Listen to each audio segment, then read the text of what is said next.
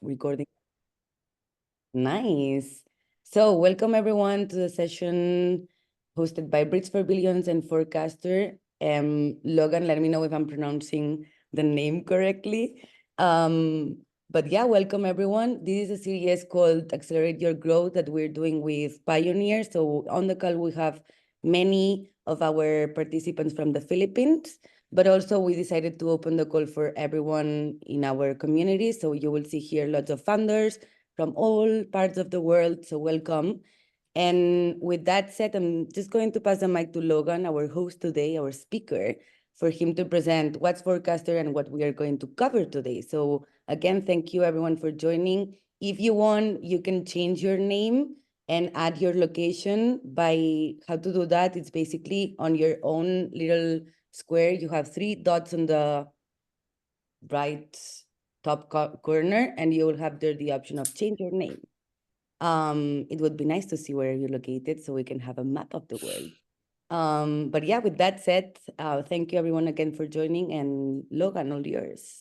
Yes, much appreciated. Thanks so much, Natalia. And yeah, it's good to be here talking about one of my favorite topics, which is raising capital. And it's good to have a diverse group of folks from all over the world, too. It's always cool to be able to talk to people. I'm in Cincinnati, Ohio, just outside of Cincinnati, Ohio. So it's really cool to be able to reach so many people just from my office up here. So we have a lot to cover today. So I'm just going to go ahead and jump on in. And make sure that we get through everything that we need to get through. So today is going to be all about a tactical guide for raising capital, right? So I'm just going to go ahead and jump in with my background just so you all know. I think it's important to talk about what gives me the right to talk to you all about raising capital. And I've been a fractional CFO for a number of years before starting my own company, which is Forecastr. My specialty is in finance. So financial modeling is really where I built my entire career. But I've also sat on the investor side as a fractional VC analyst, and I helped manage Kentucky's pension fund for a while as well. I, of course, also am an entrepreneur these days. So I started my own company, which is called Forecastr. It's a tech company. So I can relate to a lot of people on the call, being a tech founder as well. And we've used a lot of what I'm going to be talking about today to raise a lot of money for our own company. So Forecastr, after this round of funding that we're closing right now, we'll have raised all in about $15 million.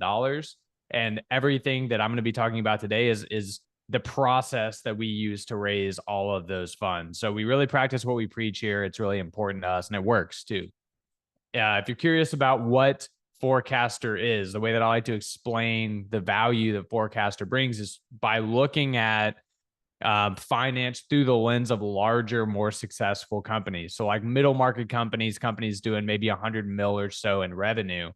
If you look at the departments of larger, more established companies, and you compare those to the departments that you see in most startups, then you're going to notice a lot of the same kind of departments, right? You're going to have sales and marketing and things like that, and accounting, all of that. But then you're going to find this one department in these larger companies that's known as FP&A, which stands for financial planning and analysis. Now, the entire purpose of that department is to ingest data, both financial data and non-financial data, ingest that data, analyze that data, project it in the future so that you can make really important decisions today, right? If you're an early stage company, you don't have a lot of revenue or a lot of funding, you can't go out and hire a CFO and a team of analysts and things like that to get that type of a value. That's why Forecastr is here. So what we've done is we've built software that can allow, even if you're a smaller company or a startup, we can allow you to project your future project your business into the future, kind of simulate your business so that you can make these really strong strategic decisions that are data driven, like who can we afford to hire? Should we invest more money in marketing? Really important decisions like that. And the way that we make sure that everybody gets value is that we pair every one of our customers up with a financial analyst to help them make sense of finance and help them make sense of forecasting. So if you're interested in learning more about that and how that could apply to your business, Jimmy from our team, he'll send a link in the chat for you to get in touch with us, and we'll talk to you all about it. But now I want to get into the main event for today, which is really fundraising and everything that you need to do to fundraise. So I want to kick things off really by talking about the things that you need to have done prior to starting a fundraise, right? These are all of the necessary materials that you need to have in your arsenal if you're going to go out and raise.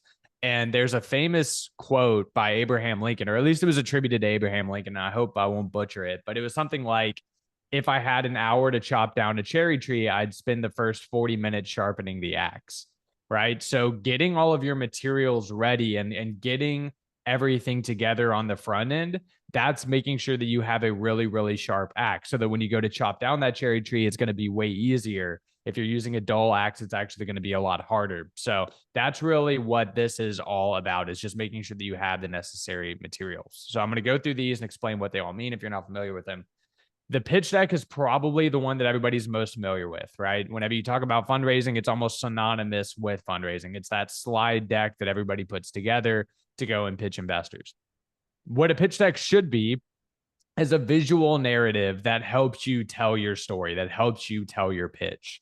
Now, I want to emphasize the word helps you, or the phrase helps you, because the pitch deck's job is not to give the pitch for you, right? And this is a mistake that I see founders make all the time. They'll put together a pitch deck, and when you look at it, it looks like it should be read. It looks like it's like a book, right? The deck is literally doing the job of the founder in telling their story. And in an ideal world, all a pitch deck should be doing is helping you tell the story. You're telling the story. The pitch deck is just there to aid you in telling the story. It is a visual aid. So to make sure that this happens, we want to make sure that it's relatively concise. It's not a huge, 20, 30 slide pitch deck that's very, very, it's a lot to get through. And you want to make sure that it is not text dense, right? Whenever you're pitching an investor, you don't want them reading the slide. You don't want them to try to make that mental decision of like, should I be reading this or should I be listening to this founder? You always want them engaged in the conversation. You want them listening to you. So don't make it over texty. You just want it to be very visual, lots of graphs, a lot of big pictures to help you tell the story. But that's going to be a very, very important thing. The financial model is the next one. And that is I believe, underutilized resource when it comes to fundraising, at least historically, and at least for earlier stage companies. We find that a lot of founders tend to skimp on the financial model. But in my opinion, it's every bit as important as the pitch deck. Now, a pitch deck, we just said, was a visual narrative. It was something to help you, aid you visually in telling your story. A financial model tells that exact same story, but it does it numerically, right? It does it mathematically. The key here is they're the same story, and that's very important to understand. The pitch deck and the financial model need to tell the same story, but one is they're just two different languages of the same story, right? One is in English, the other one's in French, right? But they're actually telling the same thing. The important thing here is that some people will speak better English than French, and some people will speak better French than English, right? So to say that differently, some investors are going to resonate more with the pitch deck, so with that visual narrative. Other people are going to resonate more with the financial model, so that numerical narrative. And if you look at most investors out there, most VCs, right? Not to overgeneralize, but most of them come from a metrics and math heavy background. A lot of them come from private equity. A lot of them come from investment banking. A lot of them are ex-operators themselves. So they tend to think in the form of metrics and math. So it's always best to just know your audience and tailor your pitch to that audience. And one of the ways that you can do that is just make sure that you have a really strong financial model that tells that same story as the pitch deck, right? So those two things should go hand in hand. Financial model, pitch deck. One is visual, and then one is metrics and math heavy, right? But they're the same thing. They tell the same story. Then we get into the data room. Now, if you're not familiar with what a data room is, then it is a organized repository of all of the data on your company that could potentially be interesting to an investor, right? Now, why is this important? Whenever an investor is evaluating whether or not they want to write a check into your company, they're going to do something that's called due diligence, which is basically a term for digging into all of the data and validating everything that you've told them and just doing their research on the company thoroughly before they officially hand over the money, before they officially write a check. What you don't want to happen is them to ask you for all of the documents they need to evaluate before writing a check, and you to have to take weeks to get them over because you don't have them organized, right? There's a phrase that I'm going to say a couple of times during this presentation. I say a lot: time kills all deals, right? So you want to compress the timeline of your fundraise to do it in the shortest amount of time as possible, because the longer a fundraise just draws on, the more likely it is to fail, right? Just because it's true in pretty much every facet of business that time kills all deals. You want the deal to get done relatively quickly. One of the most avoidable, or one of the most proactive things that you can do to make sure that your fundraise gets done in a timely manner is just doing the work on the front end, organizing all of that data so that when that investor inevitably asks for all of that during due diligence, you can just send them one link to your data room. That's going to make sure that the deal goes very, very quickly, but it's also a way for you to display confidence, to show that you are somebody that they can be confident in, because you are very prepared and you knew what was coming up and you are prepared for what was coming up. So data room, very, very powerful way to do this. And then last but not least, an investor pipeline is going to be crucial for pulling off a fundraise. Again, this is all due to preparation. And again, time kills all deals. So one of the quickest ways to prolong a fundraise, to have it take more time than you wanted to take, is to run out of leads, right? Is to not have enough people to reach out to. And then you have to go and you have to find more people to reach out to and engage in conversations with. And that can significantly prolong a fundraise. So if you instead do all of the work on the front end, get a really, really big and robust investor pipeline so that your risk of running out of leads is very, very, very small, then you are going to mitigate against that risk, right? You are not going to get into a place where you're going to have to go back and refill the pipeline halfway through, and that could easily double the amount of time it takes to raise. So these are the main necessary materials: the pitch deck, financial model, and the investor pipeline. And then we have a squishier one, which is trust and confidence, right? And this is probably the most important out of all of these, but investors invest in founders that they trust, and trust is built through familiarity and confidence, right? I've never once met an investor, and I don't think that any of us have probably ever met an investor that invested in a founder that they did not trust, that there was a lack of trust and they were like, you know what, I'm just going to do this anyway. It just doesn't happen. They must trust you in order to invest in you. And one of the ways to do that is just to be human, right? I see this all the time where I'll talk to founders and they treat a fundraise just like they're getting a bank loan, right? So it's very transactional. It is not a human thing. But getting an investor to write you a check, especially when you're really, really early, is one of the most human things that you can do. You are asking somebody who you may not know very well to bet on you as a person, to be able to deliver value to them over the long run. And that's a very human thing to do. So treat it like that, right? Treat it like a human interaction. Build a relationship with that person and be, human above all else. And that's another phrase that I'm probably going to say a couple more times in here, is just always treat it as a human engagement, not a transaction, not a transactional thing like you would at the bank or something like that. In order to do this, there's really two things that you need to do. You need to get the investor to believe in your vision and your execution, right? And if you think about it, if they have confidence in both of those things, then their likelihood of writing you a check is very, very high.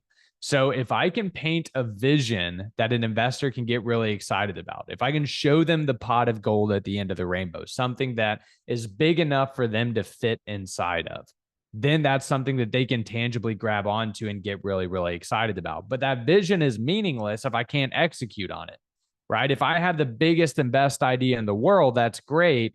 But if I look like somebody that can't actually pull it off, then what's the point, right? So those are the two things that you want to anchor on. You want to paint a really rosy picture of what you're trying to do. You want to get that vision crystallized and get it really exciting. But then you want to show, I'm the person that can actually make this happen, and let me prove to you how I can do that, right? So that's really what you're trying to do. some of the ways that you can do that is just through trust building touch points, right? And this is a way that you can display your execution. Again, you want to build that trust and confidence. The only way that you can build trust and confidence is with touch points, is just to keep meeting with those investors. So you want to manufacture them if you need to, right? You need to find ways to meet with those folks. Some of the ways that you can do this is just introduce them to your co-founders if they haven't met your co-founders yet. Invite them into your deep dive on strategy. Just find different like problems in the business that you can have the investors help you with. Just find ways to meet with them. And in meeting with them, then they're going to get more familiar with you. And if you can build confidence in those interactions, they're going to trust you and feel confident in you as well. So very, very, very important. So now I want to talk about the stages of execution. We're going to go through each of these individually just to make sure that we understand them. But really, there's only 3 stages of execution of a fundraise. If you ignore the all of the prep time, right? So the prep time is kind of a different thing. But then you've got, once you're in it, 3 stages of execution.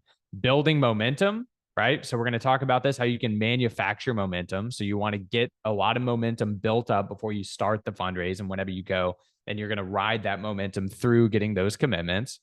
Then you're going to go into setting terms so that everybody knows what they're actually getting.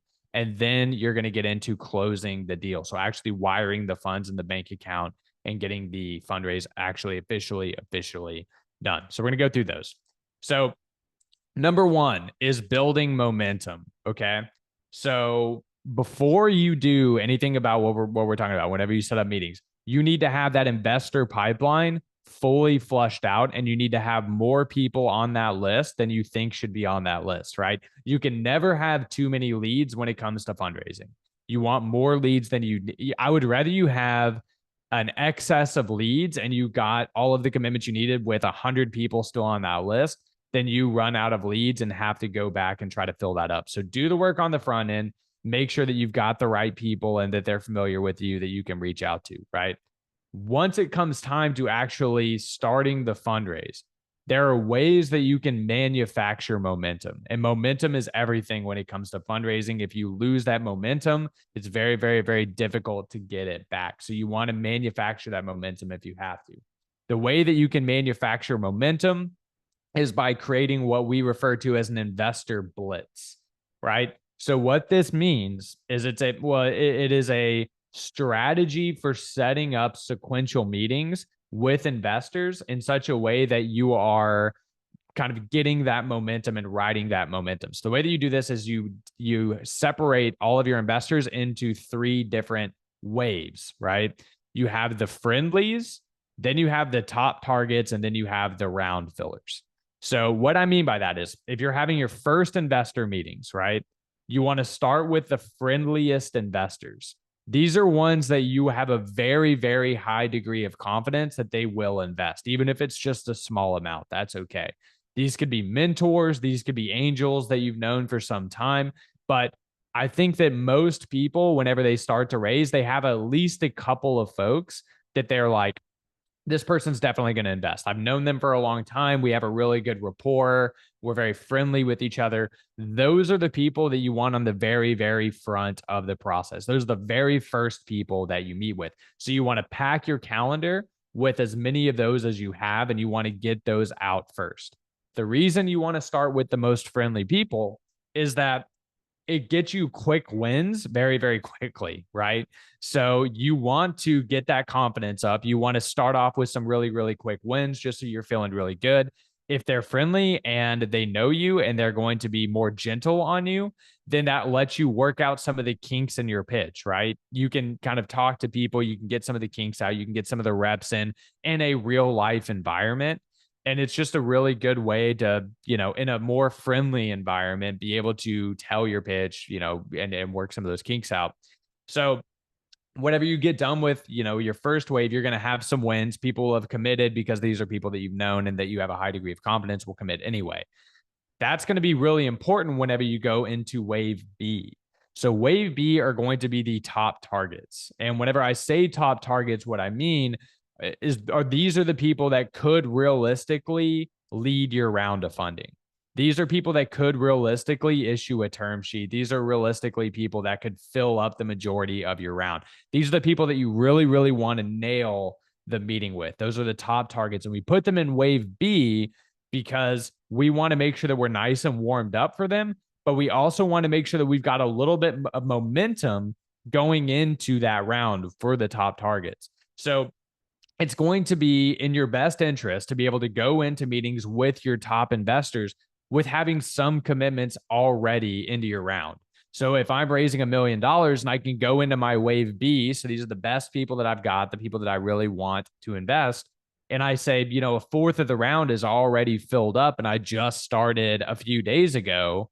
Now I'm coming into that wave with in a position of strength because I've shown that I'm a very, very investable company. I'm a company that a lot of people are wanting to write checks into. And that's really, really what you want. You want to look like you have a lot of momentum in your round. This is one of the ways that you can manufacture that, right? So you want to set your top targets for the middle whenever you've got some momentum and whenever you're warmed up, and that's going to get them the most likely to close. And then you've got wave C, which we call our round fillers. So these are people that maybe they're not your top targets. They're maybe not the people that can issue a term sheet or fill up the majority of your round.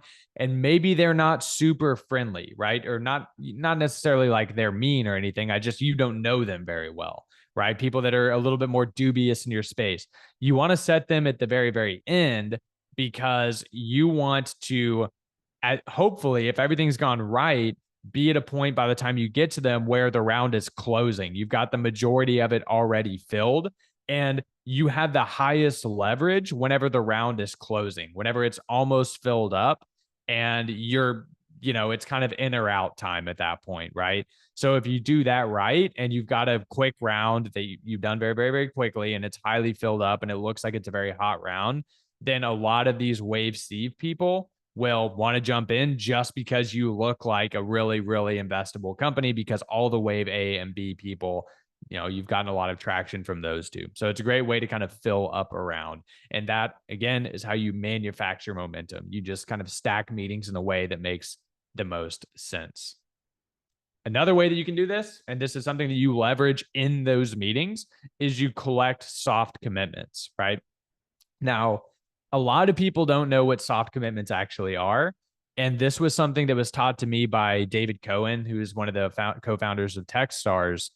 And a soft commitment is kind of what it sounds like, but it is a commitment to invest in your company contingent upon terms that may or may not happen, right? So hence the word soft. It is not a firm commitment. It is not a commitment. No matter what, I'm investing in your company. It is a very, very soft commitment. Now, the reason that soft commitments are so powerful, especially whenever you're in very early rounds of funding, is that it allows you to get around sticking points in your fundraise. So I'm sure everybody here, if we've fundraised at all, or if we've talked to investors at all, one of those sticking points might be valuation, right? And this is something that if you watch Shark Tank, I think Shark Tank has actually done a great deal of harm in the venture ecosystem because of the way that they show how raising capital works, but that's not actually how it works. So if you watch Shark Tank, whenever they go out and the founders are going to go pitch or whatever, they say, I want X number of dollars for X% of my company. So what they're doing is they're leading with valuation. They're telling you what the value of their company is. And then the sharks are trying to figure out whether or not they want to invest. But that's the first data point they have is the value of the company. This is not what you want to do. You want to lead with value. You want to lead with what you're building and lead with vision and lead with your ability to execute to get them emotionally bought in and then worry about terms later, right? So that's really the process that you want to run. And if they come into, they want to talk about terms, they want to talk about valuation, and they're trying to push the conversation to terms early on. One of the ways that you can get around that is just by saying, look, we don't know what the terms are going to be. We don't know what the valuation is going to be. We're going to set that with a lead investor as the process progresses. So we're not really worried about that right now. So regardless of terms, right? Regardless of valuation, let's pretend like the valuation is something good that you can get behind, something that you feel good about, right? If you assume that, then would you be willing to invest, right? This is one of the ways that you can collect a soft commitment. notice that it is contingent upon them liking the terms. They may hate the terms. They don't know the terms. We don't know the terms. We haven't set the terms yet. But if they can commit contingent upon them liking the terms, then you have collected a soft commitment. Notice we just skirted the issue completely, right? And if you can collect the commitment based off of if you like the terms that will be set later, would you be willing to soft commit to the round? If they say yes, you can take that commitment and you can roll it forward. And then the next person that you talk to, you can say, I've got X amount of soft commitments in the round. And you can use that to get more soft commitments and more soft commitments and more soft commitments. And it's like a snowball. It just rolls like that. And that is another way that you can manufacture momentum, is you can just keep building soft commitments on top of each other. And at the end of the day, when you come to set those terms for the round, if you've got an oversubscribed round that got done really, really quickly, aka a hot round, if you look like your company is really taking off, magically all of those contingencies seem to fall away, right? People don't seem to care that much about the valuation. If you're a hot company and they were able to get into the deal, they're just going to be happy to invest, right? So that's a really powerful way to kind of get around things that can be sticking points, is just use soft commitments. I'll note I used terms and valuation. You can do this with anything. You can do this with revenue. If they say, look, I just need you to get more traction, right? You can say, okay, well, what would traction look like for you? $10,000 a monthly recurring revenue. Okay, cool. Well, I can't guarantee that we're going to be at $10,000 a monthly recurring revenue by the time we go to close this round, but let's say that we are, right? Let's say that I'm able to get us there. Would you be willing to commit if we're able to get us there, right? Could I get a soft commitment based off of that? We'll see if that actually happens by the time that we close, but assuming that we do that, let's focus on vision, let's focus on execution, things like that. Then would you be willing to commit? That's another way to kind of skirt around it. You can do this with anything. For the record, whenever Forecastr raised our first round of funding, we were raising $600,000. We were able to overcommit that to $750,000, mostly soft commitments using strategies like the ones that I just sent you. Not a single person backed out of that round. 27 angels, not a single person backed out. And pretty much every single one of them was contingent upon them liking the valuation. Well, guess what? They all seemed to like the valuation. They all jumped in. So great way just to kind of build that momentum into a round of funding. Soft commitments, very, very important. A couple of other tactics that you can use to do that is always follow up. So, this is a great way to show leadership and to build that confidence. So one of the worst things that you can do is meet with an investor, have a really, really good conversation and feel like the conversation went really well, and then just never follow up, right? Never send them an email saying thank you or establishing next steps or anything like that. Just letting the conversation die. This pulling off a fundraise, which is something that, by the way, the vast majority of startups are never able to do. It requires a very, very high level of execution and detail and focus. And you have to treat it as such. You have to treat it like this is a very, very hard thing that you're doing. And, that means just playing like a champion and doing the fundamentals, nailing the fundamentals, right? One of the fundamentals of just business, but definitely fundraising, is just following up and just letting the investor that you met with know that you appreciated the meeting and, establishing kind of next steps to keep the conversation going. Another thing to do is broadcast major milestones. So if something went well with or even minor milestones, to be honest, like if something is going well, if you got a new soft commitment, if your churn rate is lower than it's ever been, if you just landed a new deal, if you anything good, you just hired a new employee that you're really excited about, just send them a quick email and just say, hey, was really excited about our conversation last week. Thought I'd drop you a line to let you know we just closed another big client.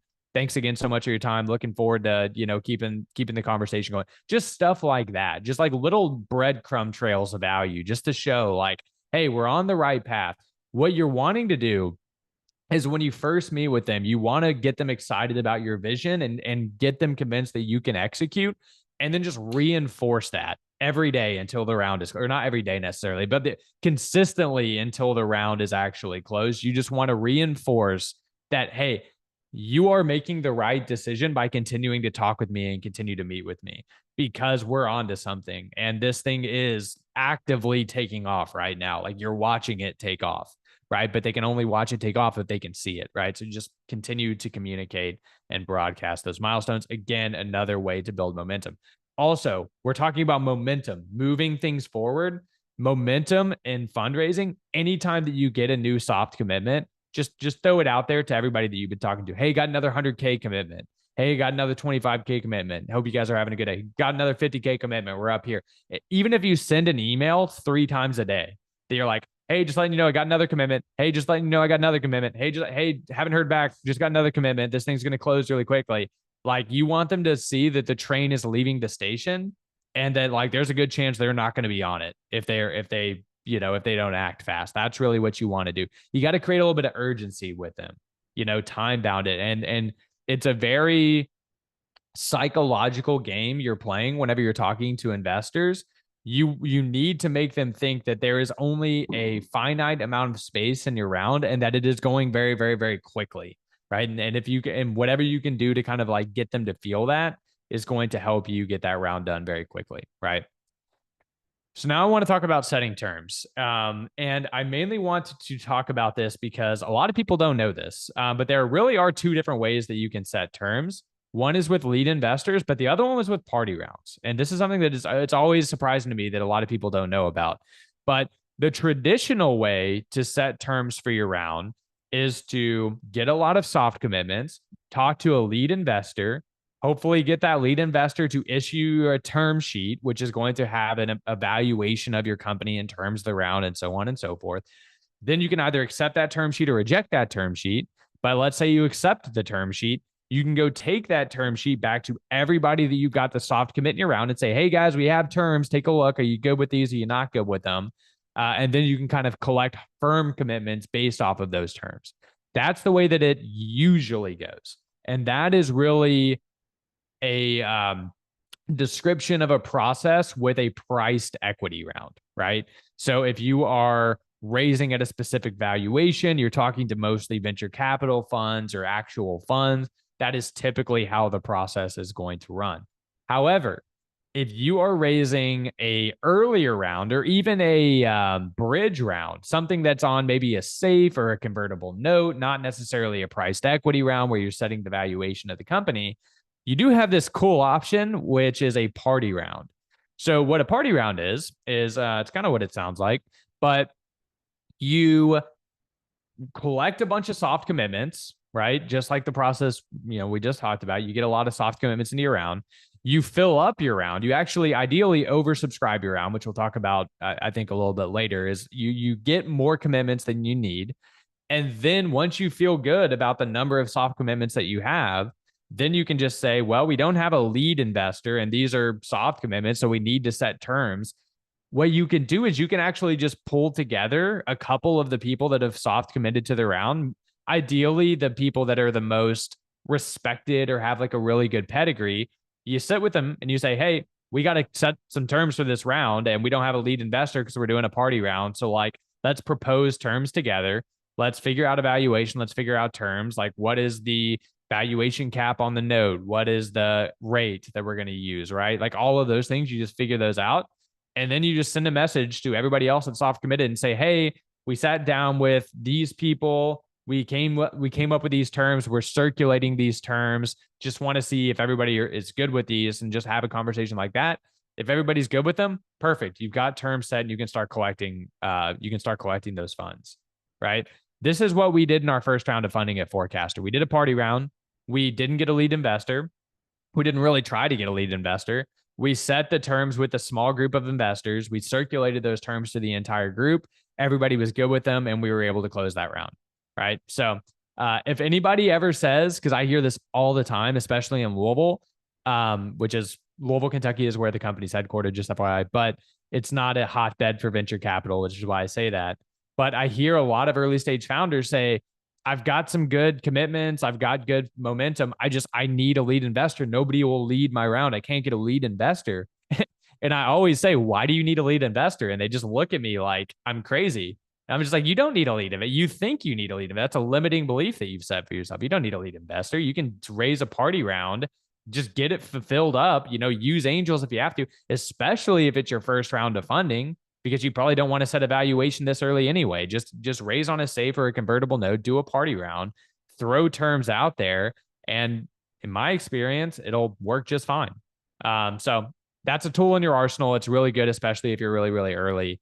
Party rounds can be great. I kind of touched on this, but you also have unpriced agreements versus priced equity agreements, right?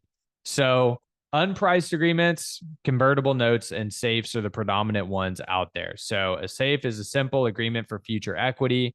It was created out of Y Combinator like a decade, or I don't even know how long ago it was. It's been around for a little while now. It was more popular on the coasts of the US, and now it's gotten a little bit more mainstream here recently. Convertible notes been around for a long time.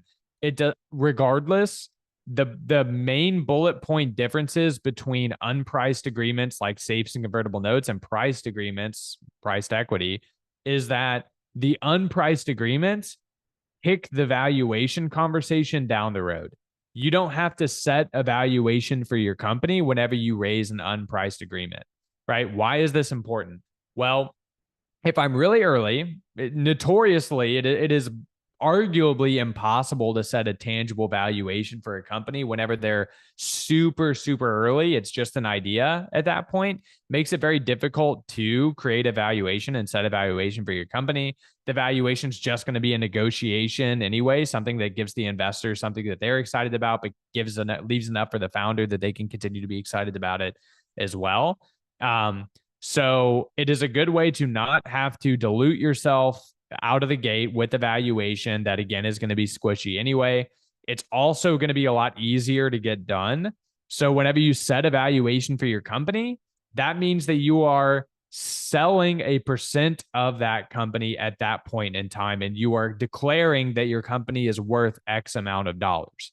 When you do that, lawyers need to get involved very heavily, right? And they can become very, very expensive very, very, very quickly.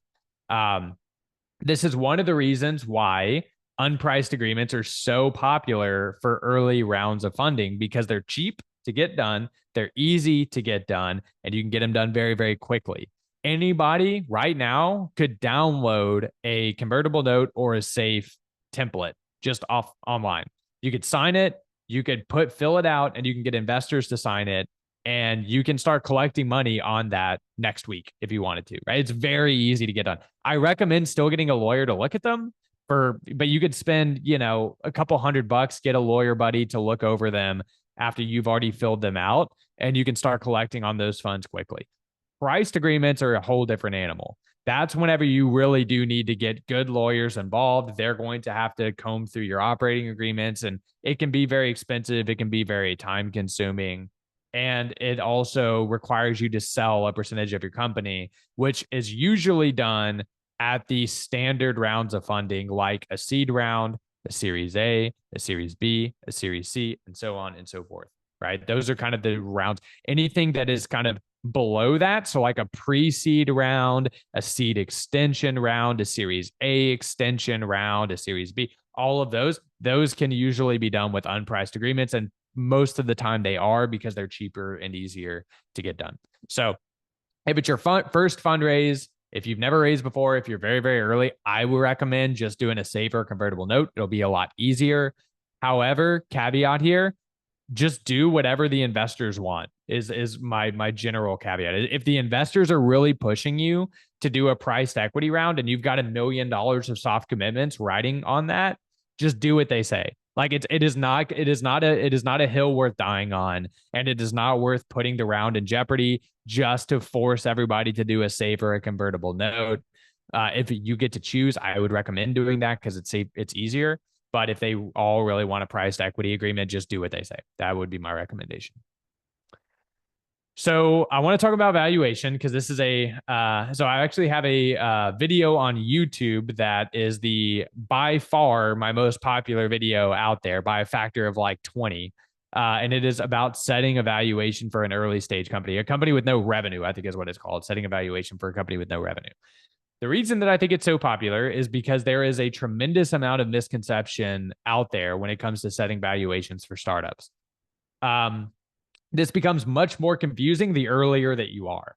So if you're just an idea and you have no revenue or you've never raised before, you might not even have a team, then how are you going to set a valuation for that company? There's nothing there to grab onto, right? There's a bunch of different ways that you can maybe try to assign a valuation for your company, but the valuation is going to be pretty much zero or close to zero if we're all being honest with ourselves. There's really not a lot to grab onto when you're that early. But of course, you can't raise at a $0 valuation. That would be nonsense because if you raise any amount of money, the investors would just own the entire company at that point. So why would you even start it? So you got to kind of set that balance of investors own enough, the founders own enough, and things like that.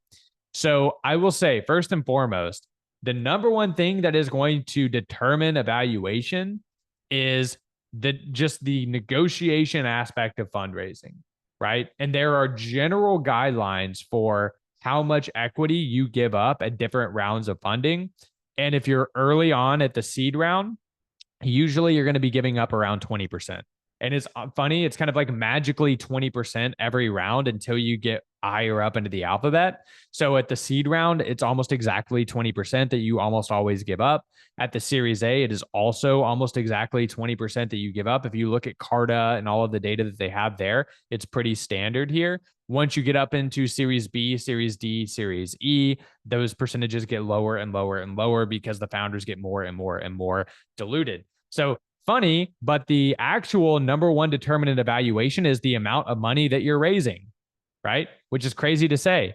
But if I'm raising $1 million and the investor has a target ownership percentage of 10%, which is pretty standard for most VCs, they want to own 10% of the company with the check that they write. Well, I need to own 10%. I'm going to write this check for $1 million. Magically, your company's valued at $10 million, right? Just because $1 million that they're writing, 10%, back solve into that, that's $10 million, right? If they wanted to write a check for 20 or for $2 million, your valuation might be 20 million, based off of that same logic, if they have that 10% ownership target. It may sound trivial and it may sound arbitrary because it kind of is, if we're being totally honest, but there is a bit of method there to that 20%, to those ownership targets. If I'm selling 20% of the company in the early days, that means the investor gets 20%, the founders and the employees keep the other 80%, right? If I'm a somewhat passive investor like a VC, that gives me plenty of upside for not having to do a lot of work. I own, a good chunk of the company at that point. And the investor retains enough of, or the founder retains enough of the company to keep them motivated and be able to give equity to the rest of their team. And let's not forget that if you're on the venture funding track, you're going to be raising more rounds of equity. So if I take a 20% haircut at the seed, I'm going to be taking probably another 20% haircut at the A, and then probably another 15% haircut at the B, and then so on and so forth. So I need to retain enough equity so that I can stay motivated to kind of weather the storms of that dilution, right? That's generally what goes into valuation. There are other things to consider like market comps. So if I have another player in my space that just raised at an outlandish valuation, which I think we can all point to in some way, shape, or form, that can help me negotiate a higher valuation if that's something that I want to do. I've already got the investor target and the ownership and things like that. But then there are also just general valuation drivers like the momentum of a deal, right? If I've been raising for 6 months and I've gotten very little traction, guess what? I don't have a lot of wiggle room. I don't have a lot of negotiation power because I don't have a hot deal at that point, right? If it's a bear versus a bull market, like, those can impact valuation. If I have very little remaining runway, and this is the biggest one, if I don't have strong runway, if I'm going to run out of cash in the next month or two, I have very little negotiation room in order to get a high valuation, right? So things like that, those can kind of go into valuation, but at the vast majority of it is just a negotiation. It really is just a negotiation based off market trends. Closing the deal. There's a couple of different ways that you can do this. You have what's known as a rolling close, then you have a one-time close. Now, the thing here is that if you are raising on an unpriced agreement, so a safe and convertible note, you can do a rolling close. This is another benefit to these instruments is that if Jimmy invests $50,000 into my company on a safe and he, says, I've got the money and I would like to invest and I've signed the agreements, I can get that money from him today and I can start spending that money today. right? And then I can go talk to somebody else and get more dollars, right? And I can just literally close as I'm raising. I can do that on a safe and convertible note. If I'm doing a priced equity agreement, I can't do that. I have to set a closing date and I have to get everything closed on that date because there's a lot of legal hubbub that goes into a priced equity agreement, right? So you have to kind of be more stringent in your adherence to a process when it comes to those types of things. So rolling close versus one-time close. Rolling closes are for the unpriced agreements. One-time closes are for the priced agreements. Common deal killers, no data room. Well, first of all, I will say time is like generally kind of the number one killer of deals. The first two here are components of that. So the stalling out, the one in the middle, that is just me running out of leads and me losing momentum in the fundraising, causing it to go longer. And time kills all deals, right? So the longer my fundraise is out there, the longer I'm trying to get those dollars in, the more likelihood I'm going to have of having a negative raise, right? And not being able to pull it off. So round stalling out, that's probably the number one killer. Not having a data room is one of the ways to stall out a fundraise. It's one of the most avoidable ways to stall out a fundraise, to not stall out. If you have a data room, your fundraise is going to go quicker because of everything that we just talked about. So that's one of the most preventable ways to not kill a deal. And then lack of transparency. So we've already talked about how important trust is whenever it comes to fundraising. If an investor finds out some big surprise that you didn't disclose to them, like that your company is going to be out of money in a month or two or something like that, this is going to cause them not to trust you because they're going to think that you hid something from them. And all of a sudden, you're all the way back to square one with them. You've lost their trust. And once that trust is lost, it is much harder to get it back. Some would argue it's impossible to get it back, right? So you want to be transparent in the process and make sure that they don't feel like you're being disingenuous or untrustworthy. If you do, then that will kill a deal. And also remember, investors talk to each other. The world is not as big as we think in this particular way. Like a lot of investors talk with each other. And if somebody says, hey, Jimmy didn't tell me that they were running out of money next month and we were all set to close. And then I find that out, they go and tell other people and all of a sudden it all gets out and that can kill your fundraise right there. So be transparent, be honest. And now I want to make sure we get through this relatively quickly because I'm bumping up on time. But I'm going to go through my 5 useful tactics to close us out here. So the ego stroke is one that I think is really important, but you don't want to overdo it. So people like to feel important. This is just general life advice, I guess. But people always like to feel important whenever you talk to them. It's always good to prop up the other person, make them feel interesting, make them feel heard, make them feel important and meaningful. And this is something that you can do whenever you're fundraising. So research the investor, get on their LinkedIn. This is very easy these days with the internet and everything. Just research them, do a little bit of digging into their background. This doesn't have to be exhaustive, but whenever you talk to them, let them know that you did your homework. Let them know that you kind of get a sense of their background. This will make them feel important. This will make them feel heard. And you want to make them kind of prop them up in the conversation without going too far. Right. You can definitely take this too far and be a brown nose and kind of prop them up more than you need to. But a little bit of this, I think, can go a long way. So the ego stroke's one. The other one is flipping the table. So always remember, whenever you fundraise, you don't have to let that investor in. You do not have to take their money. Right. And you have something very important and very meaningful and very powerful, which is the company that you're building. And if you believe in your company in the way that you probably do because you're devoting your life to it, or at least a portion of your life to it, then you have this tremendous asset that you are letting them in on. It is an opportunity, right? So don't forget that you have leverage in this conversation. They don't have all the power. You have a lot of power in this conversation, so you can use it. So ask the investor why you should let them invest, right? What's so great about them? Like, how do they work with their portfolio companies to deliver value? How do they like to get involved as an investor? What are things that they're going to do to help your company should they invest, right? Like ask them. Ask them to one of the things that we always do is give references. Like I'd like to talk to some of your portfolio founders. If you could send me their contact, put us in touch. I'd like to interview them and just see how their experience with you has been, right? Just subtle reminders that you hold a lot of cards in this deck too, right? They don't hold them all. And I think that that is so powerful when it comes to fundraising. And it's a psychological nuance that I think really can take you a long way and build that confidence, right? If you know that you've got power too, and that you've got this great company and you're evaluating, they're evaluating you, but you're evaluating them too. Like, let them know that I am also trying to see if you're going to fit in with my thing. Like, that's very, very powerful. So just flip the table on them a little bit. Speak the investor's language. So this is just doing your homework. If you are, especially if you're new to fundraising and you're new to startups and venture capital and things like that, you want to be able to meet with those investors toe to toe and speak the lingo in the way that they speak the lingo, right? So know about your unit economics, your cost to acquire a customer, your lifetime value, all of these like kind of business jargony things. Make sure that you're educated on those. Make sure that you're educated on deal structure. Make sure that you know what typical dilution ranges are.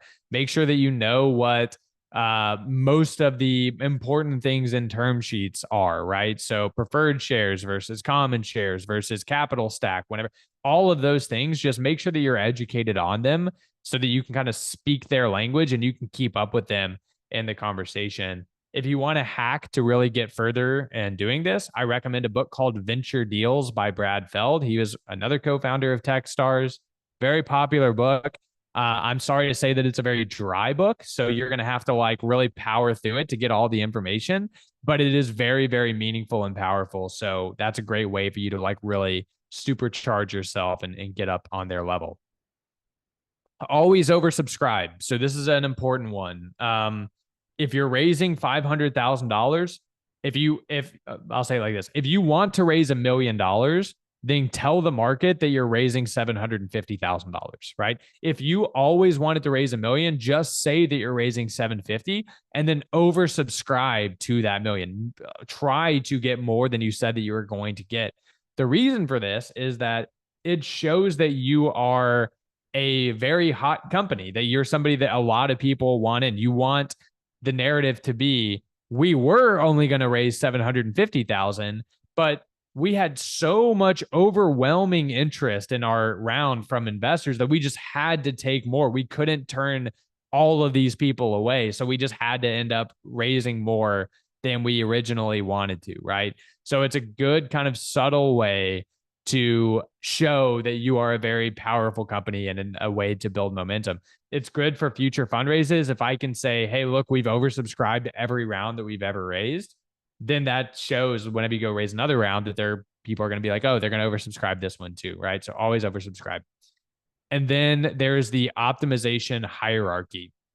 So this is just our recommendation. This is our opinion, but you want to focus on getting the right investor. This is kind of a base of most important to least important, right?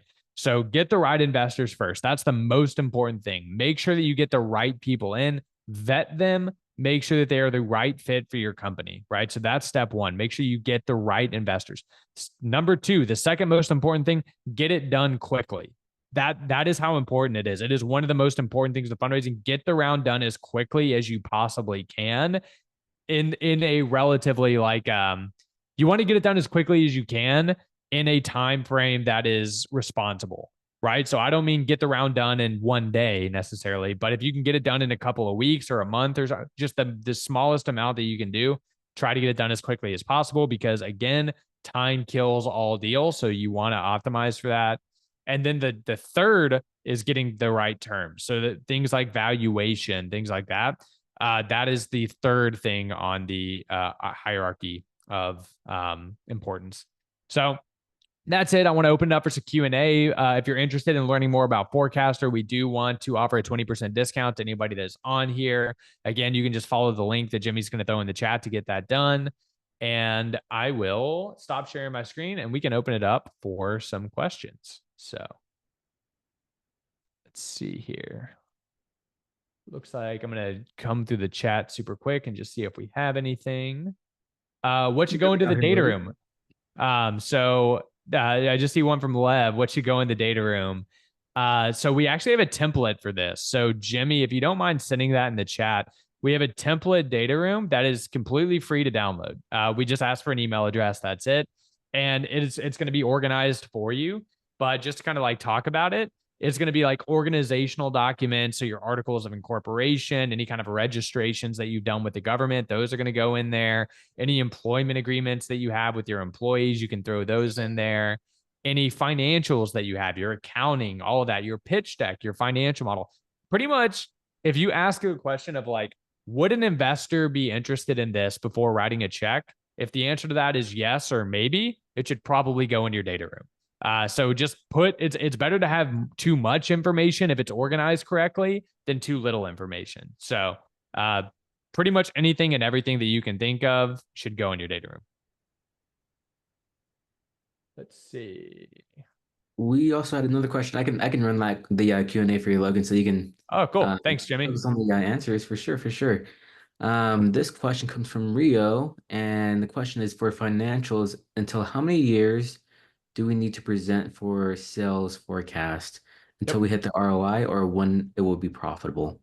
Great question. Great question. So the general rule of thumb for financial modeling and projections is 5 years.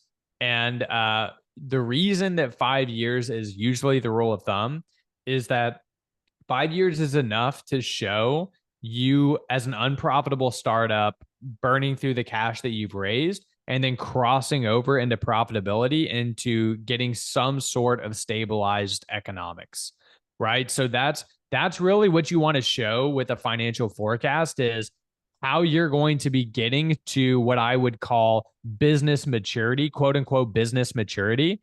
So what that means is that you're profitable, you've gotten kind of close to the margins that you think that you're going to get into perpetuity. And it's really just about doubling down and growing revenue and dumping more gas into that engine at that point.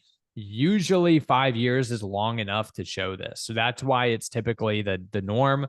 But if you run a different type of company, like maybe a pharmaceuticals company, where you're going to have to go through a lot of rigor and scrutiny and process and all of that before you can even start generating revenue, then you can make that forecast longer. But generally, I would say make it as long as you need to show you getting to some sort of stability, some sort of profitability is usually what we recommend. Awesome, awesome. Next question comes from Nick, and the question is, any minimum or maximum number of investors recommended when raising money for the first time? Nope. There's no minimum. There's no maximum. It is you can do whatever works best for you. Whenever we raised our first round of funding, we had 27 angel investors in that round, no check greater than $50,000. So yeah, we had a big round for that one and it was a party round. We've also raised rounds of funding with 3 investors in them. And those have been very large rounds. So there's really no standard template, I would say, but just do what works best for you. You can have a big round, you can have a small round, doesn't matter. Awesome. And then the follow-up question is, when should the earliest start be for raising external capital? Is it too bad to raise capital too early? This is an opinion thing. I would say it's no. I don't think that it's bad to raise capital too early. Just know what you're doing and know what you're getting into. So Forecastr raised, let's see, we raised 750,000 before we had any revenue. We were just an idea. We didn't have product revenue, anything like that. We used that money to build an early prototype and start getting some users and start getting some traction, which we then parlayed into subsequent rounds of funding. So you can absolutely do that. I mean, we've done it. I know a lot of companies that have done it. So it's never too early as long as you have a strategy to back it up. What you don't want to do is raise a bunch of money just because you can and then say, well, now we don't know what to do with all this money that we've raised and we don't have a good plan for it. So just make sure that it kind of fits in the grand scheme of the vision, but you can do it whenever.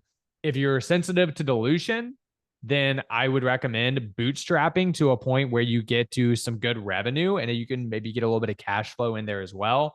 Then you can point to the success that you've had there in order to raise maybe a larger round of funding that can get you more runway.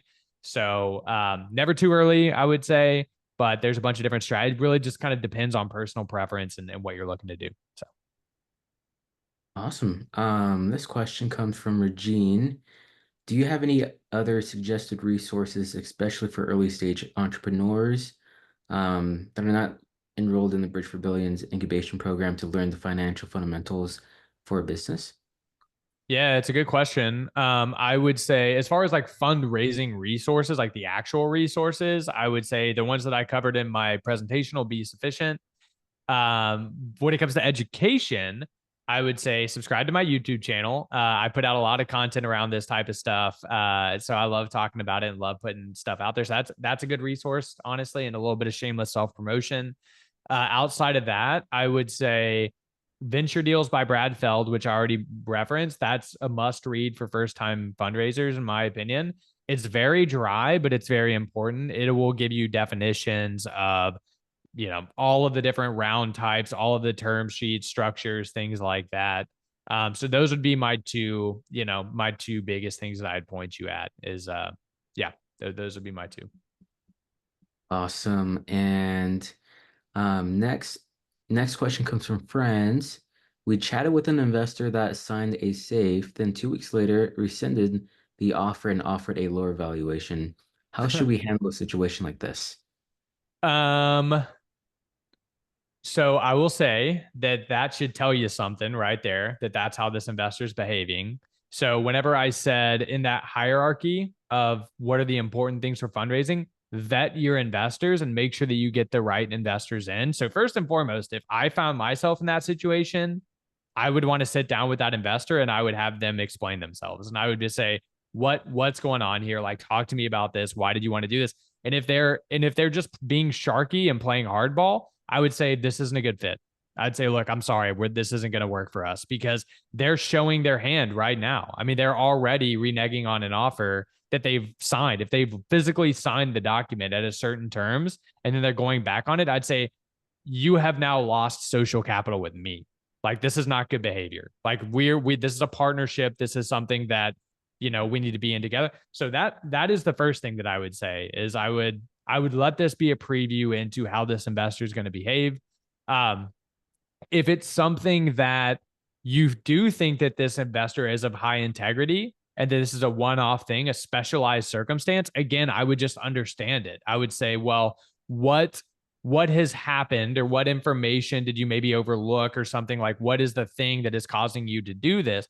If that thing is reasonable, like maybe they said, well, we just didn't know about this and I had a personal circumstance and I'm so sorry, but like, this is what's happened and now I need to do it at this valuation, then maybe, maybe just work with them and see if you can come to a deal at this new valuation. Like, if it's something like that, if it's unreasonable and they just said, you know what, no, I just thought about it more and I don't want to do it at this valuation, I do it, then I would say, look, we need to part ways. Like, this isn't a good fit for us. Because again, I know it's tempting to take the money. It really is. But the worst thing that you can do in fundraising is take money from the wrong people and then find out later on that they were the wrong people. And this is a preview into maybe this is the wrong person. So that's my advice. That was a really good answer. Next question from France. And the question is, oh, no, my bad. I jumped around. So still from France. We had a problem around projections where projections that are too realistic may seem insignificant, and too idealistic projection may cause disappointment. How realistic should projections be? Yeah, it's a really good question. There's kind of like a Goldilocks zone in there somewhere. It's like not too small, but not too big.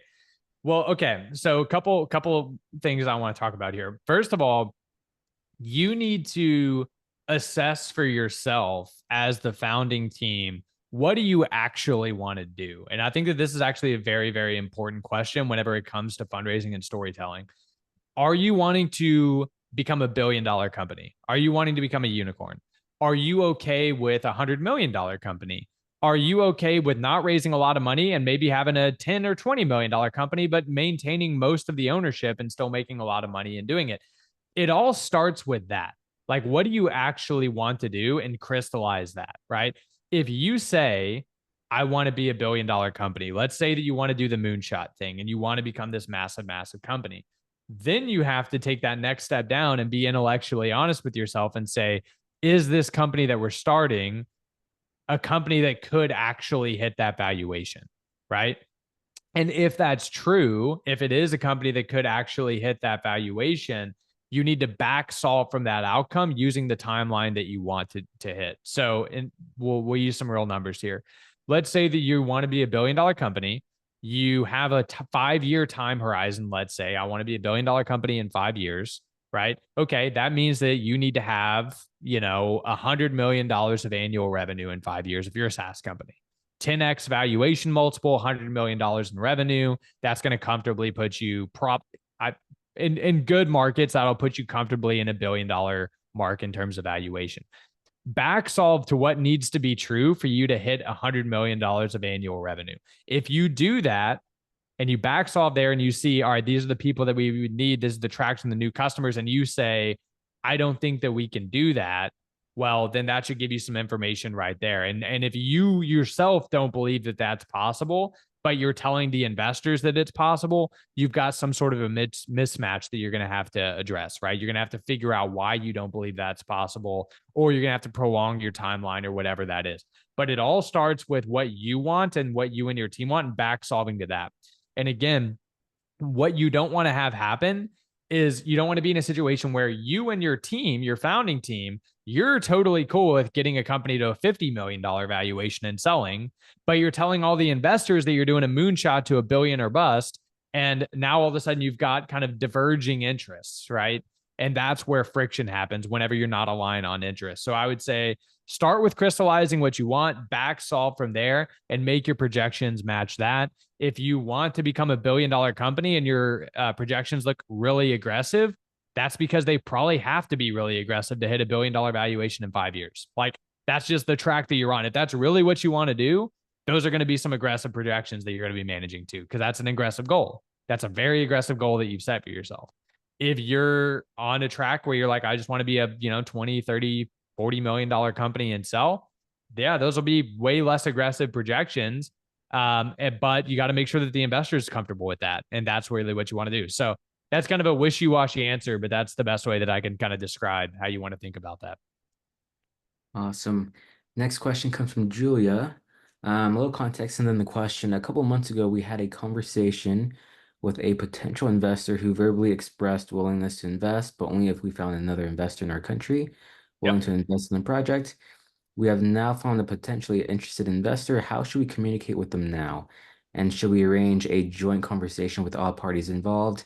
And how can we effectively return to this discussion about their initial interest? Yeah, good question. So I would feel it out. I mean, what I would do is I would say, so good on you for keeping that first investor kind of like in the loop or whatever. And that's a great use of a soft commitment is I can't commit to us getting an investor, but assume that we do. Would you be willing to commit? Okay, how much? Now you've got that soft commitment.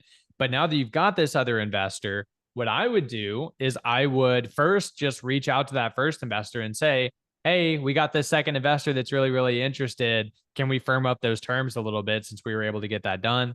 And then just see, does that investor want to meet with this person? If so, arrange a meeting. If he's like, or he or she, if they're like, no, we're good. I just wanted to know that you guys had another investor. Great. No need to add friction to the process. So I would just just be open, honest, transparent in the conversation about what's happening and just see what they want to do and see where they want to take it from there. That would be my recommendation. Awesome. This question comes as a follow-up to a previous question that you answered. Is there a way to tell if we're dealing with a bad investor? And then what red flags do we watch out for with investors, especially when handling soft commits? Great question. So you kind of just got to feel it out a little bit. So there's a couple of strategies that you can use and a couple of things you want to look out for. So first of all, especially for angel investors, have they done this before, right? Have they invested in other companies before?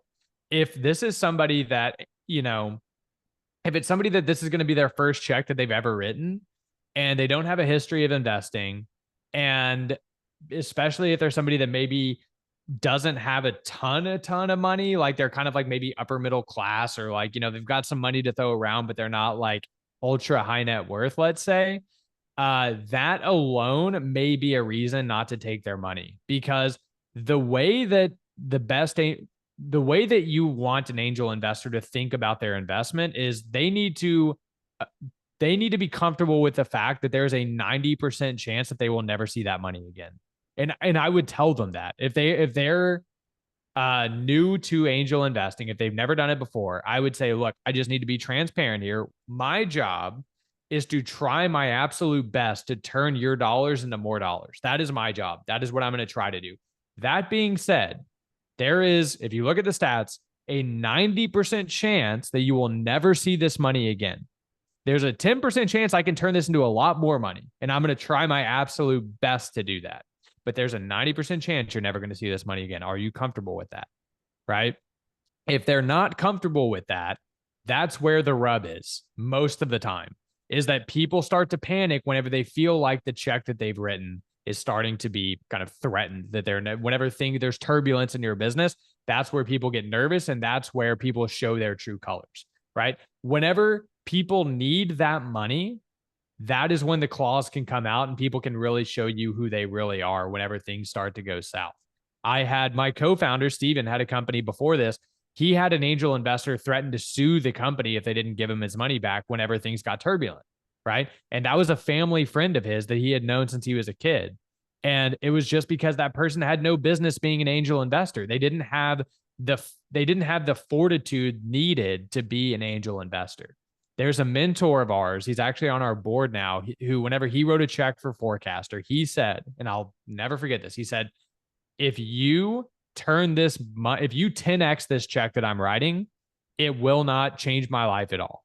If you lose this money that I'm giving you, it will not change my life at all. He's like, I'm giving this to you because I'm betting on this because I believe in the vision. And that is what you want in an angel investor. That is really what you need, right? Because that's what it takes to be a good angel investor. So I would say that general philosophy is what you're looking for. So look for their track record of being an investor before. Also talk to other people that they've invested in. So we will never take a check from a VC or an investor if we haven't vetted them and by talking to other people that they've invested in. So talk to their founders. If they're on the board, even better. If they've actually gotten a board seat, talk to those founders and just see, what does this person like to work with? Have they given you any trouble before? Are they helpful? Like, what are the things that they do? Just use that to kind of vet them out a little bit more. And that's probably the most powerful way that you can vet them, is just by getting references to them and talking to them. But generally, just look for people who have done this before and that have a good fortitude for this type of a thing. Awesome. And I think that's all the questions that we had for today. Great. Awesome. Well, thank you all so much for this. I mean, this is one of my favorite things to talk about. It really gives me a lot of energy. It's something that I'm really passionate about. And hopefully you guys have found this valuable. And feel free to reach out to me if you have any questions or any follow-up. I'm going to put my email in the chat here. So would be welcome to talk to any of you guys if you have any questions. Awesome. Thank you so much, Logan and Jimmy, for the session. And I hope it was useful for all of you. Thank you for the ones that attend the full hour and 20 minutes. I don't know if Regine here from Pioneer, you would like to ask something or close the space with some words.